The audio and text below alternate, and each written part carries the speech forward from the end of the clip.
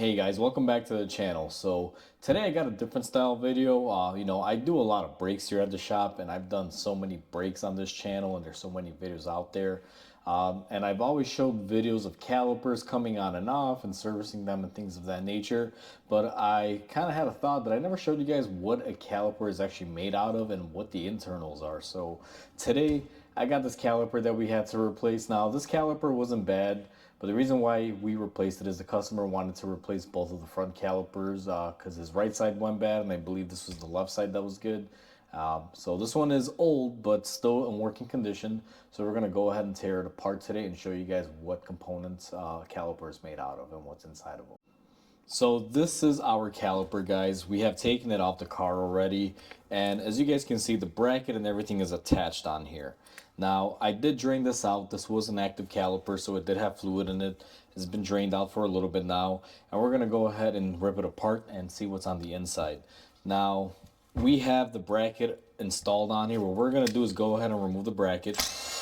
And this video is not really going to be too informative, guys. This video is going to be more of just a curious thing, because I'm not really showing you guys anything like how to rebuild it. I'm mainly going to be showing you guys what's on the inside. Now, this is our actual caliper portion itself. There's our piston. The way these work is the fluid line would normally go in here, and when you push on your brake pedal, that fluid pressure increases. Therefore, it'll make this piston come out and apply the brakes. And this bracket also helps applying the brakes by, letting everything slide. Now, this piston is what we're after to basically take out so we can see what's on the inside.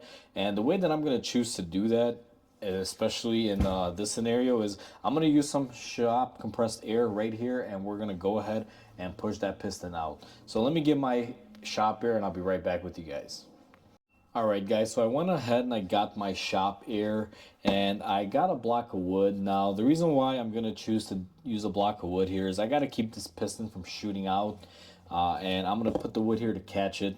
Now this wood is pretty thick. It's not going to allow the piston to come out all the way, but just in case this thing decides to shoot out, it should help me out there. Now we're going to be applying the air pressure right here where the fluid line would normally be. And hopefully this is a good angle to get you guys in, and you'll see. Now this thing may make a popping noise, and this is the reason why you want to be careful. And if you do this at home, which again, I don't really expect people to do this because no one really rebuilds these calipers anymore, but just something to be mindful of, guys. So I'm going to grab it by the ear here, make sure my hands are free and clear of the piston. We're going to go ahead and shoot some air in there. And as you guys probably heard, that just a little bit of air, and we had a thud. And you can see our piston is pushed out quite a bit now. What I'm going to do is, I don't have anything to put there, so I'm just going to have to do this very carefully. And there you go. Now you see that piston has come out all the way. Now that our piston is pushed out, guys, what you're going to want to do is grab it. And you guys can see it almost kind of looks like a little baby engine piston. But this is where the fluid basically kicks up. And you can see here, the brake fluid is kind of dark. That's from all the years, just brake buildup and things of that nature. But realistically, this piston is not in bad shape. Normally the sides here, if you have any sort of like grazing or any issues, like you can see we have some yellowing here. But that can clean up if you were technically rebuilding this. However, we are not going to, guys. We're not rebuilding this. Now, if you look in here, there's not a whole lot. You can see the end where my finger kind of moves here inside of the bore, but we do have two seals here. Now we're going to take our flathead. We are going to be removing our outer seal, and this one should just come out here. If you kind of pull it out and grab it, it should pop out. Now I do apologize if I am blocking the camera, guys. It's kind of hard to get this thing to pop out and it looks like I broke it. So yeah, we did break it. Let me see here. She maybe sees on there pretty good from all the years. Pry this out. So it does have a little bit of a ring lock.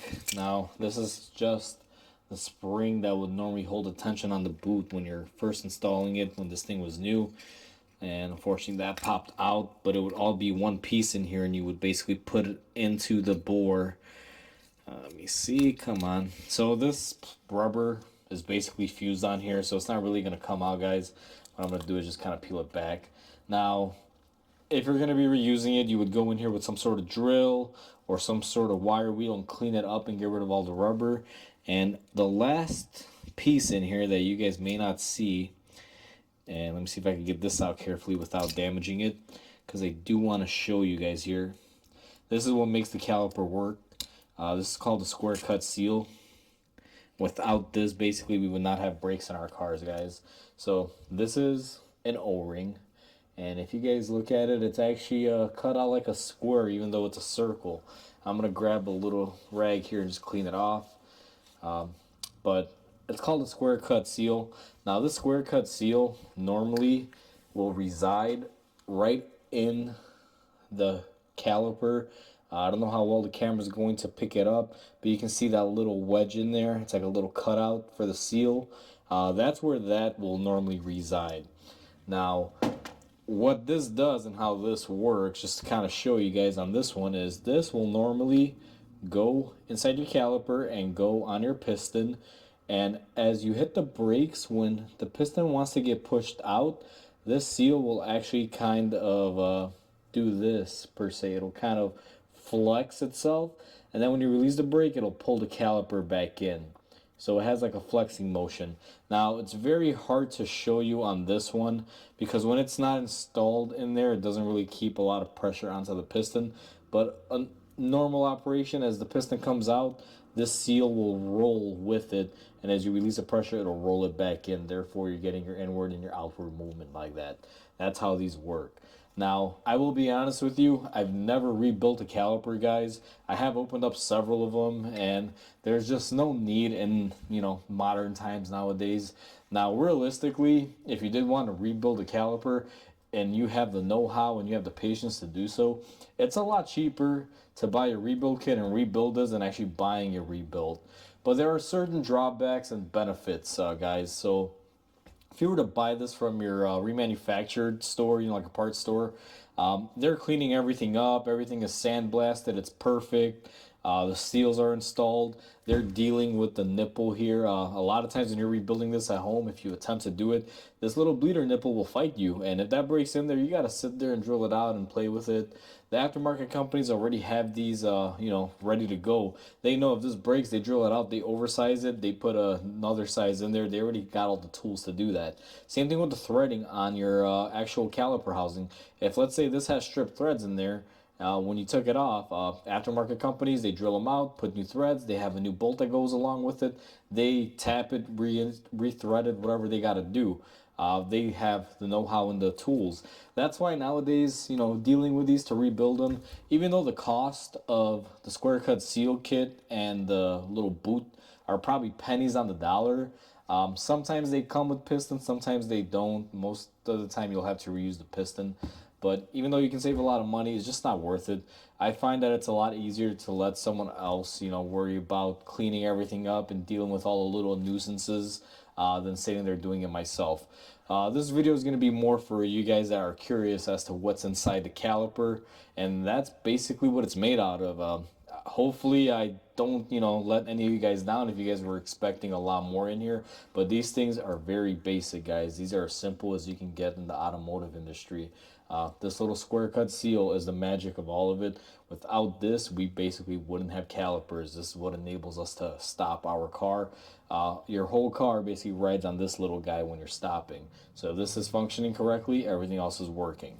And as you guys saw in here, there's actually nothing else in there. It's just empty. You guys can kind of see the light from my finger over there. So that's what's inside a caliper, guys. Hopefully you guys enjoyed this video. Please comment, like, and subscribe. It definitely helps my channel grow. And with that said, I hope you guys have a wonderful day, and I'll catch you guys on the next repair.